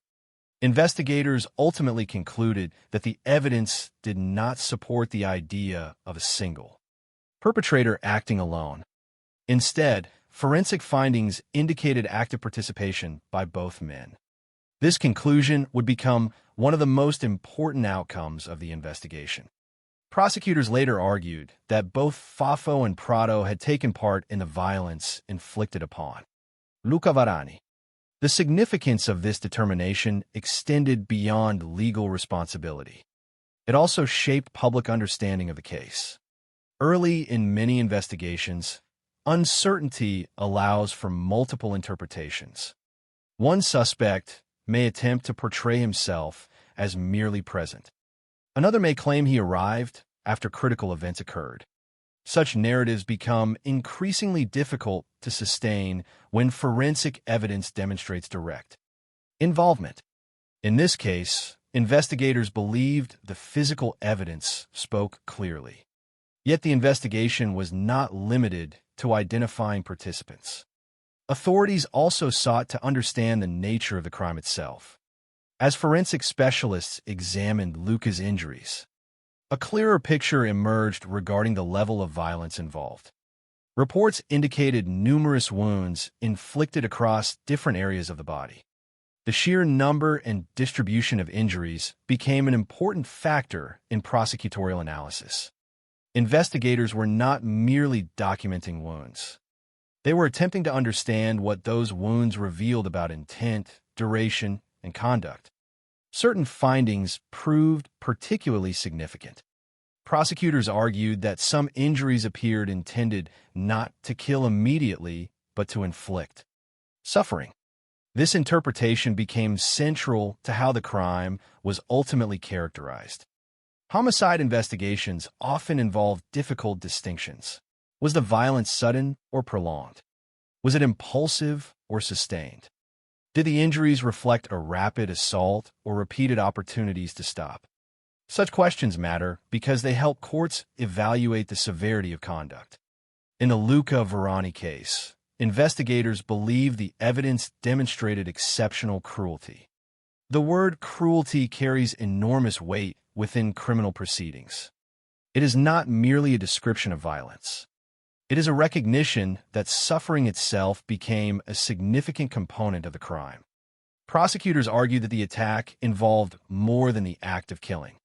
It involved the infliction of pain before death. This conclusion would later influence the legal proceedings that followed.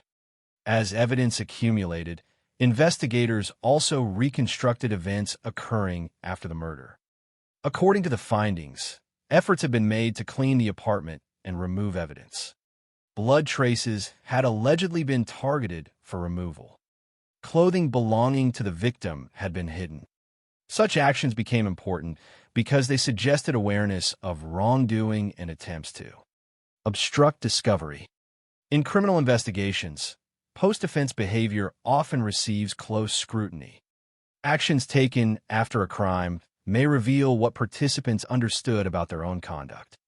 While cleaning a crime scene cannot erase responsibility, it may indicate consciousness of guilt. Investigators, therefore, incorporated these actions into their broader reconstruction of events.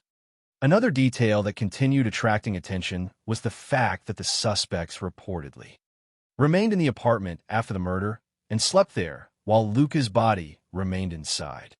Although this fact did not itself determine legal guilt, it contributed significantly to public reaction. Many observers viewed it as evidence of extraordinary emotional detachment. Journalists repeatedly highlighted the detail because it seemed so difficult to reconcile with ordinary human behavior. Throughout the investigation, authorities worked methodically to separate emotional reaction from evidentiary fact. Public outrage may shape media coverage, but criminal prosecutions depend upon evidence. Detectives, therefore, focused on assembling a case capable of surviving judicial scrutiny. Every forensic result, every statement, every documented action had to fit within a coherent evidentiary framework. By the time prosecutors completed their assessment, they had reached several key conclusions. First, Luca Varani had been subjected to a prolonged and exceptionally violent assault. Second, both Manuel Fafo and Marco Prado had actively participated in the crime. Third, the evidence supported the view that the murder involved exceptional cruelty. And fourth, attempts had been made after the killing to conceal aspects of the crime. These conclusions would form the foundation of the legal proceedings that followed.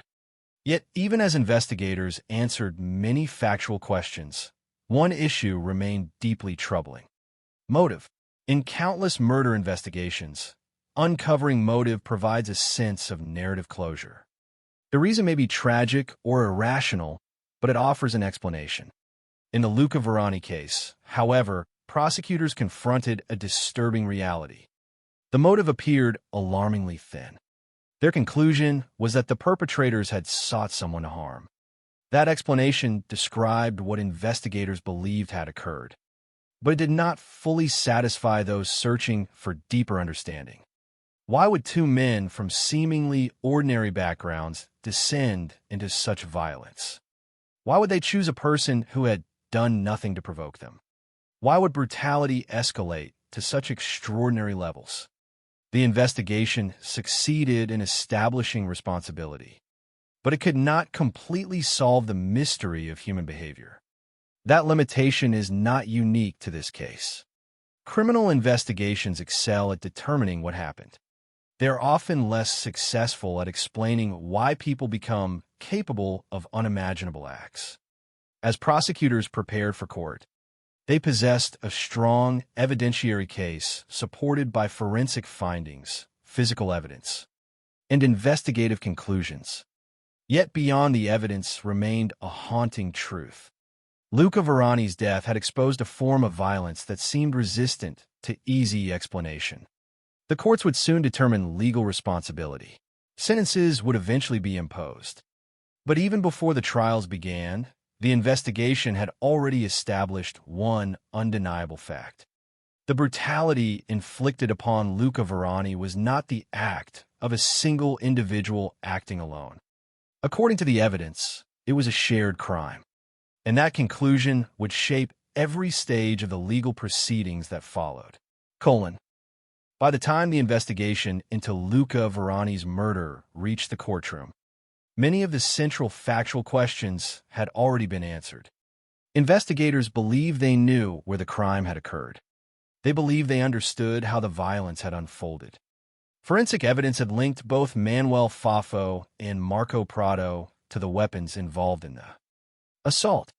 Prosecutors had concluded that both men actively participated in the attack and that the crime was marked by exceptional cruelty.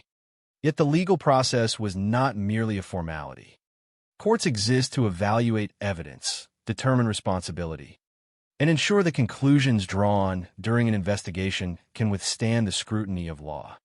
The transition from investigation to prosecution represented a new phase in the story. One focused not on discovering what happened, but on determining how justice should respond. The courtroom is often described as the place where facts are tested. Investigators may develop theories. Prosecutors may construct narratives. Defense attorneys may challenge interpretations. Ultimately, however, a legal judgment must be based upon evidence. In the Luca Verani case, the evidence collected during the investigation formed the foundation of the prosecution's case. The findings were severe. Prosecutors argued that Luca had been subjected to a prolonged and exceptionally violent attack, involving multiple methods of assault. They pointed to forensic evidence indicating participation by both defendants. They emphasized the extraordinary number of injuries documented during the investigation. Most importantly, they argued that the crime involved a level of cruelty that justified enhanced legal consequences. The concept of aggravating cruelty became central to the proceedings. In criminal law, not all murders are viewed identically.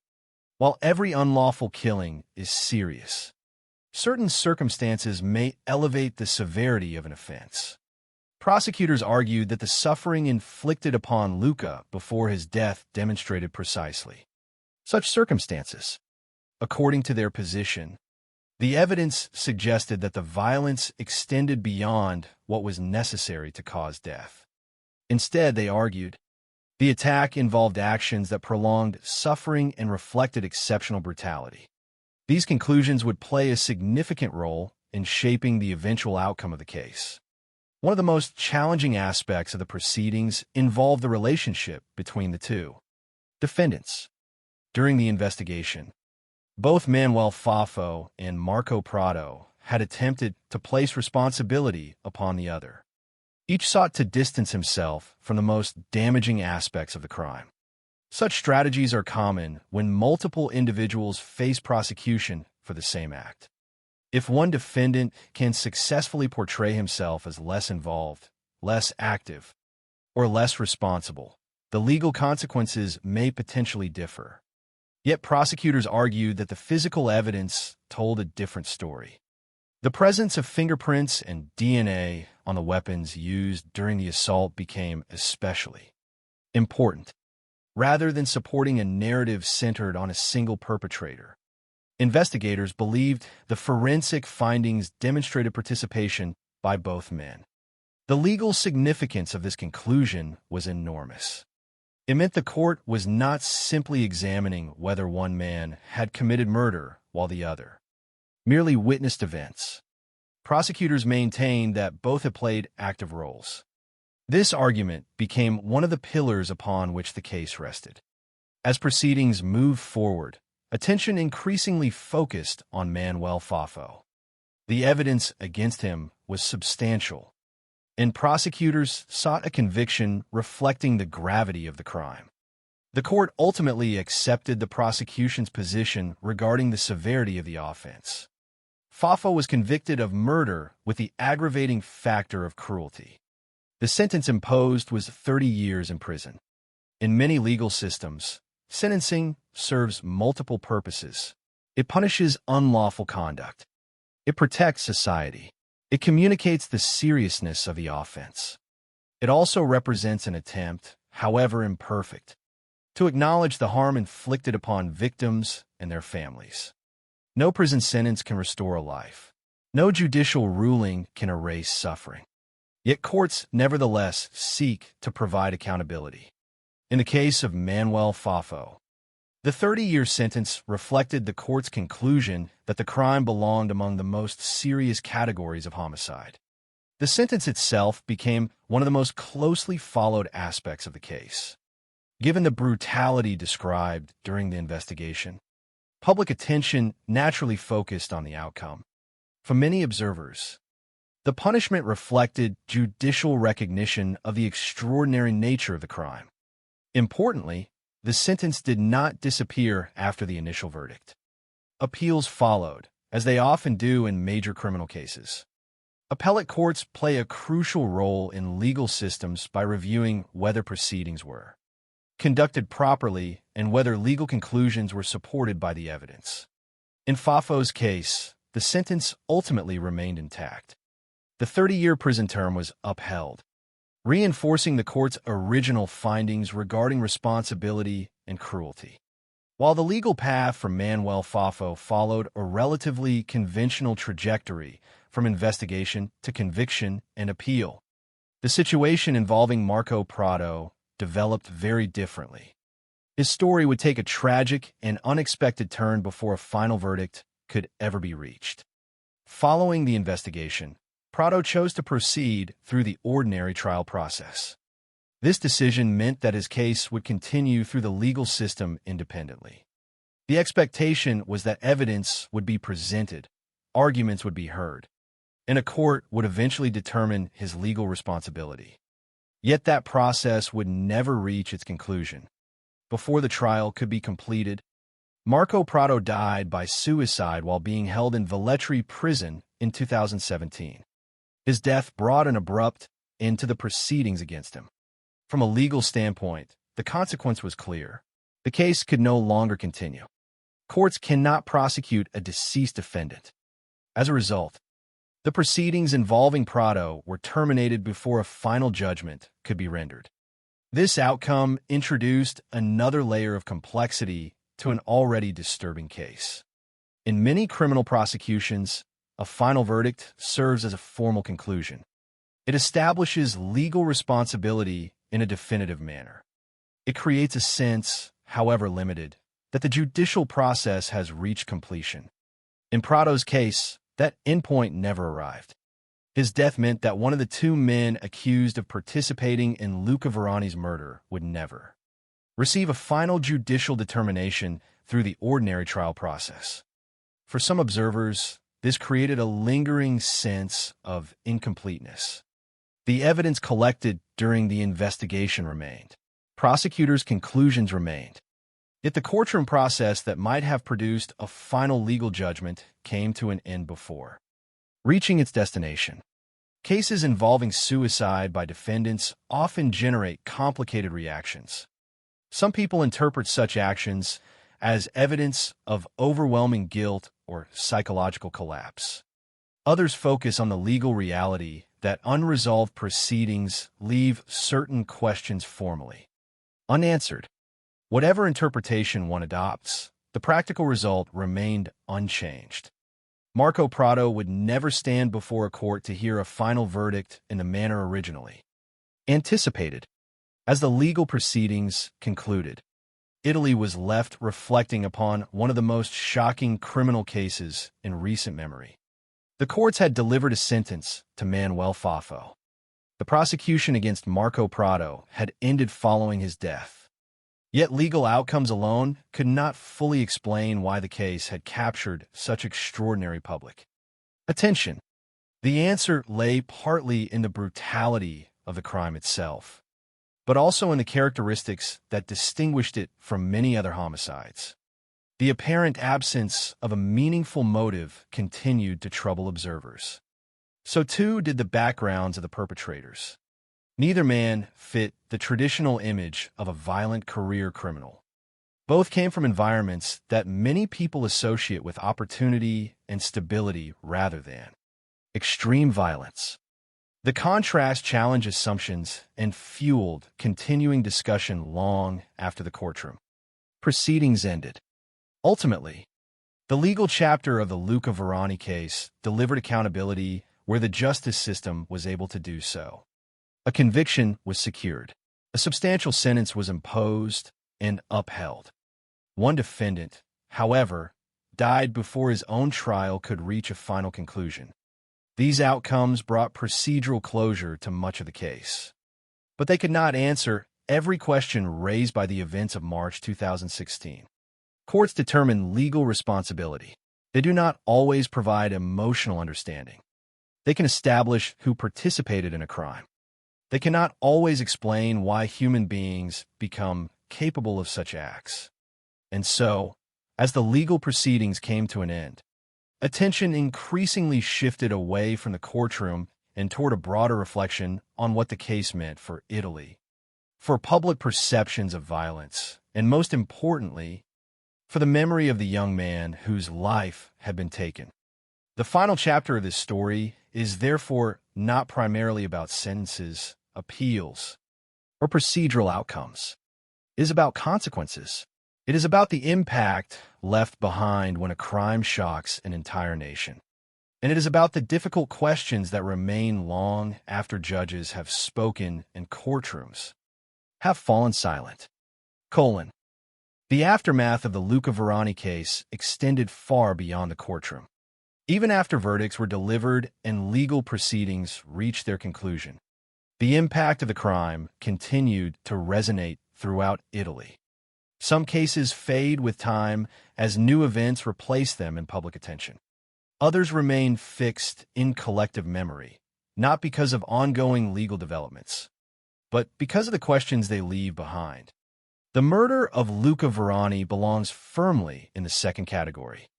It is remembered not only for what happened, but for what it revealed about violence, randomness, and the limits of understanding human behavior. One of the most striking aspects of the case is the way it challenged common assumptions about the nature of violent crime. In many instances, society looks for explanations that can organize tragedy into recognizable patterns. People often assume that murders arise from clear conflicts, financial disputes, jealousy, revenge, or long-standing personal animosities. These frameworks, while deeply tragic, provide a sense of structure. They allow observers to believe that violence is connected to identifiable causes. The Verani case disrupted that expectation. According to investigative findings, there was no meaningful personal dispute between Luca and his attackers. There is no history of conflict that might explain the intensity of the violence. Instead, prosecutors concluded that the victim was selected in a process that was fundamentally arbitrary, driven not by who he was, but by the fact that someone was sought to be harmed. This element of randomness became one of the most disturbing aspects of the case. It introduced a sense of vulnerability that extends beyond the specific individuals involved. If violence is not always tied to direct conflict, then the boundaries that people rely on to feel safe become less certain. The idea that an ordinary individual living an ordinary life could become the target of extreme violence without warning is profoundly unsettling. It forces a reconsideration of how safety is understood in everyday life. Another defining feature of the case was the contrast between the victim and the perpetrators. Luca Verani was described as a young man with a relatively ordinary life. He had a long-term girlfriend and no criminal history. There was nothing in his background suggesting involvement in dangerous activity or exposure to violent environments. In contrast, Manuel Fafo and Marco Prado came from backgrounds that did not align with typical expectations of violent offenders. Fafo was from a relatively wealthy family in Rome, while Prado worked as an event organizer. Neither man was a known figure in criminal circles. This contrast became central to public discussion because it challenged simplified narratives about crime and social background. It suggested that extreme violence cannot always be predicted based on external indicators such as economic status or profession. Instead, the case highlighted the complexity of human behavior and the unpredictable ways in which circumstances can deteriorate. The role of substance abuse during the days leading up to the crime also remained a significant point of discussion. Investigators established that the two men consumed large quantities of cocaine, alcohol, and other intoxicating substances over a prolonged period.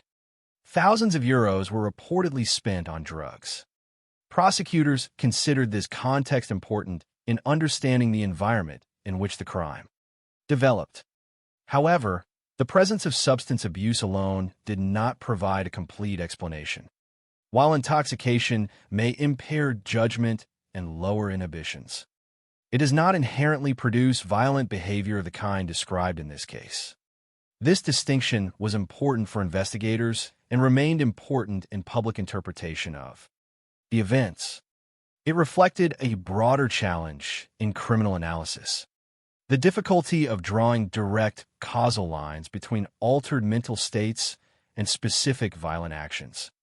As the legal process concluded, attention turned to the outcomes for those involved. Manuel Fafo was convicted of murder with the aggravating factor of cruelty and sentenced to 30 years in prison. The sentence reflected the court's acceptance of the prosecution's position that the crime involved exceptional brutality and sustained violence. The ruling was later upheld on appeal, reinforcing the initial judgment.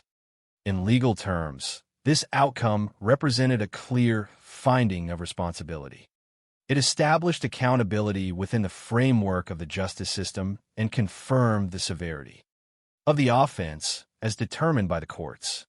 However, the resolution of Fafo's case did not bring a complete sense of closure to the broader narrative. The second defendant, Marco Prado, never received a final judicial verdict. After choosing to proceed through the ordinary trial process, he died by suicide in prison in 2017 before the case could be fully adjudicated.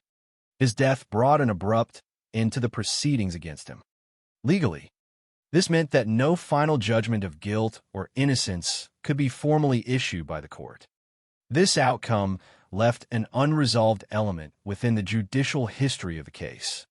While investigators had already concluded that both men were involved in the crime, the absence of a completed trial for Prado meant that the legal process did not reach its final form for all defendants.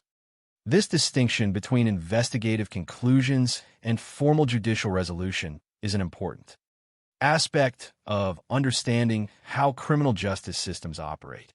Investigations aim to establish factual truth based on evidence. Courts are responsible for transforming that evidence into legal judgments through due process. When a case is interrupted, as it was in Prado's situation, the legal narrative remains incomplete even if substantial evidence has already been collected. Beyond the legal outcomes, the case had a lasting emotional and cultural impact. It generated widespread public discussion in Italy, particularly due to the nature of the violence described during the investigation. The level of brutality attributed to the attack, combined with the apparent absence of a traditional motive, contributed to a sense of disbelief and horror.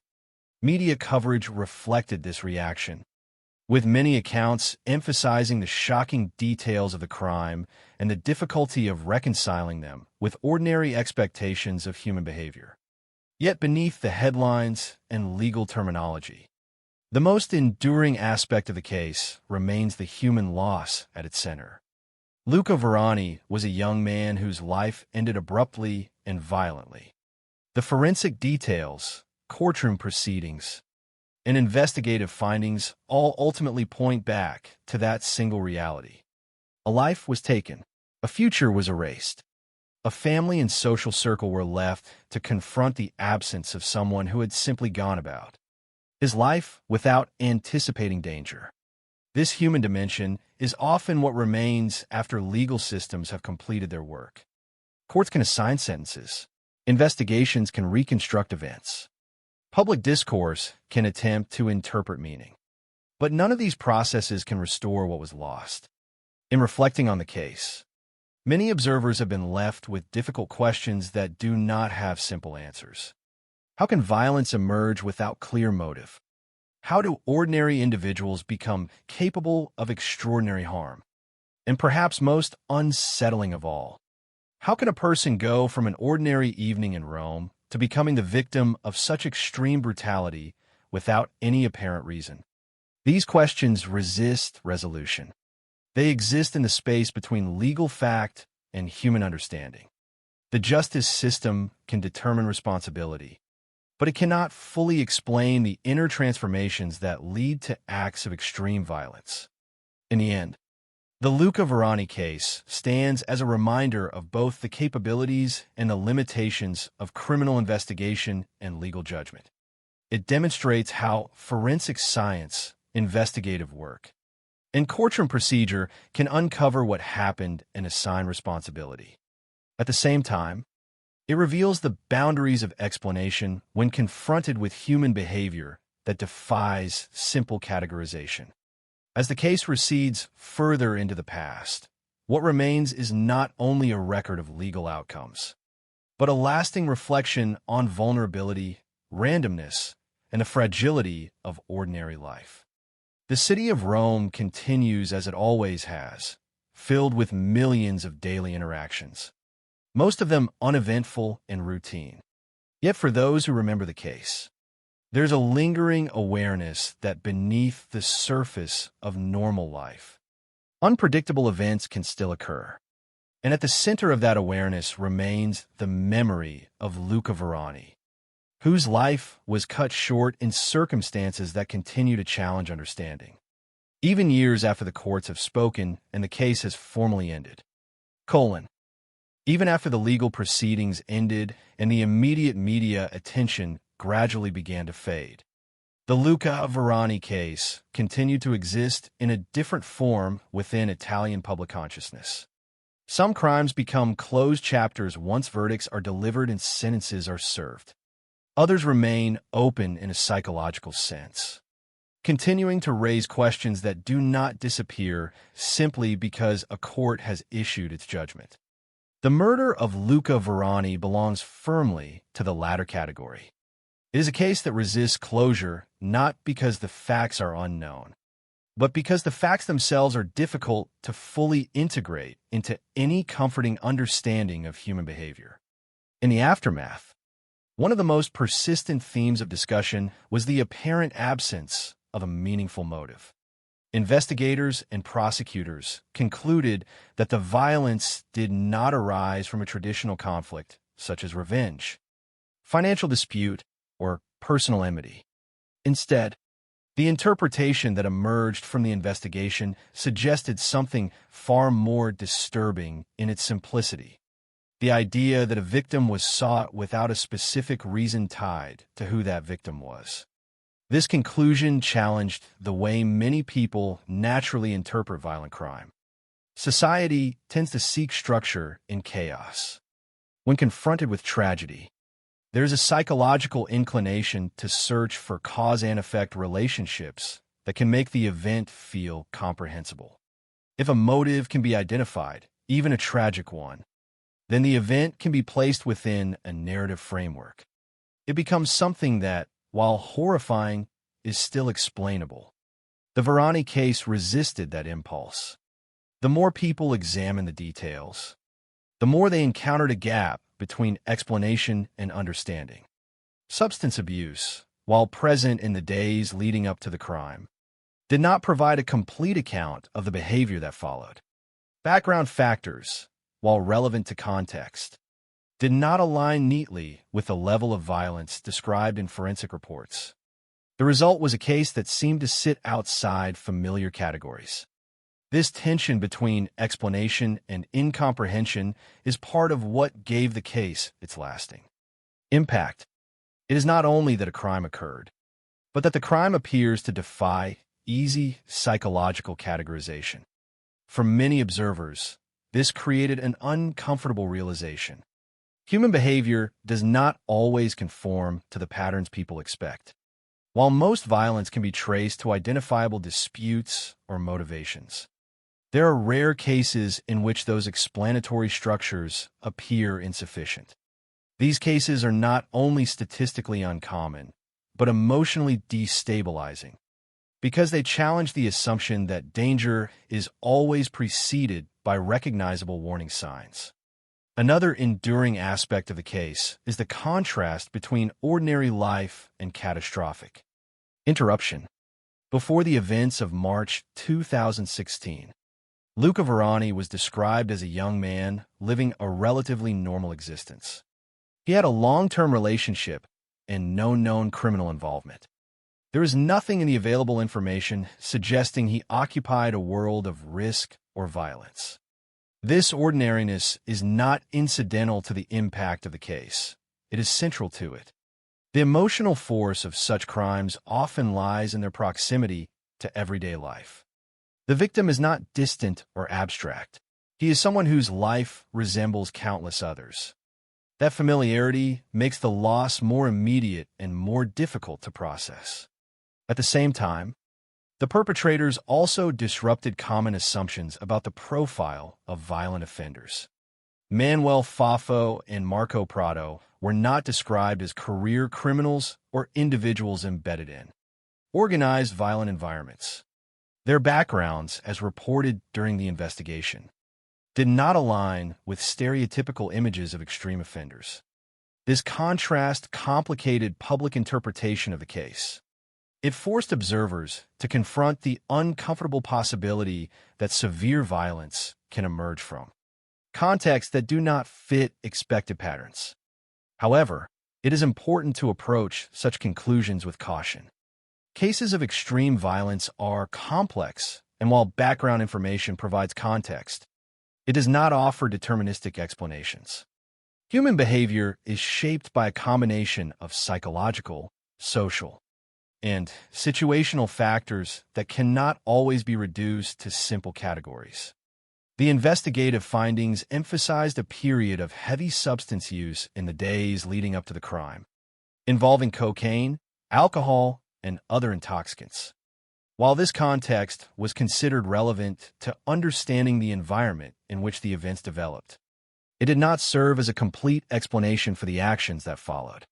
This distinction is significant in criminal analysis.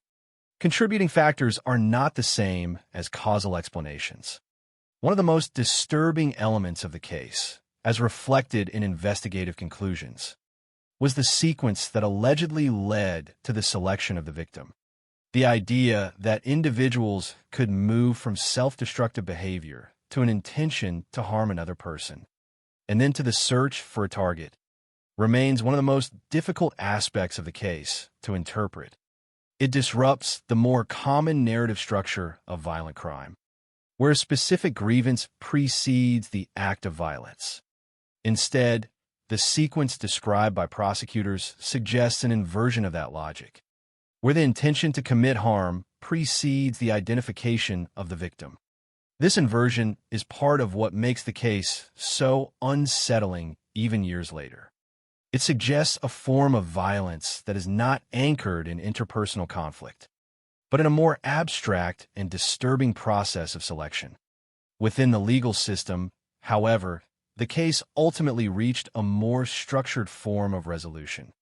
Manuel Fafo was convicted of murder with the aggravating factor of cruelty and sentenced to 30 years in prison, a decision later upheld on appeal. This outcome represented the judiciary's formal acknowledgement of responsibility and severity.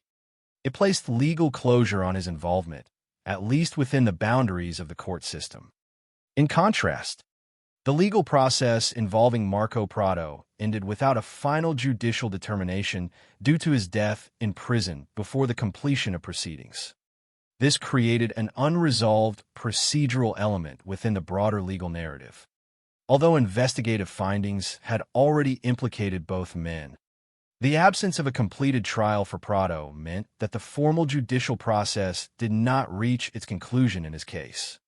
This divergence between legal resolution and incomplete proceedings contributed to the lingering complexity of the overall case. It illustrates how criminal justice systems, while structured to produce definitive outcomes, can sometimes encounter interruptions that prevent full procedural closure. Beyond the courtroom, the case also had a broader cultural and psychological impact. It became a subject of intense media attention in Italy, not only because of the brutality of the crime, but because of what it appeared to suggest about unpredictability and vulnerability in everyday life. Media coverage reflected a wider societal attempt to make sense of the case, often focusing on the apparent lack of motive and the contrast between the individuals involved. Yet over time, as media attention diminished, the case transitioned from immediate news to a more reflective subject of discussion. It remained present in public memory not because of ongoing developments, but because of the unresolved questions it left behind. This persistence is characteristic of cases that challenge fundamental assumptions about safety and causality. They continue to be revisited because they resist final interpretation. At the center of all analysis, however, remains a simple and irreversible fact. A 23-year-old man lost his life in a violent attack. All investigative detail, legal argument, and public commentary ultimately return to that reality. Luca Varani's death is not defined by the complexity of the investigation or the structure of the trial, but by the abrupt and violent end of a human life that had, by all available accounts, been ordinary and ongoing. The purpose of examining such cases is not to find satisfying explanations where none fully exist, but to document what occurred with clarity and accuracy, and to recognize the limits of understanding when confronted with extreme acts of violence. In the end, the Luca Varani case remains significant not only because of what was done, but because of what it reveals about the boundaries of explanation in criminal behavior. It demonstrates that while legal systems can determine responsibility and impose consequences, they cannot always provide complete psychological closure. Some questions remain suspended between fact and comprehension. And in that space, the memory of the victim persists, not as a symbol of mystery, but as a reminder of the human cost behind every case file, every courtroom proceeding, and every attempt to make sense of violence that defies easy answers.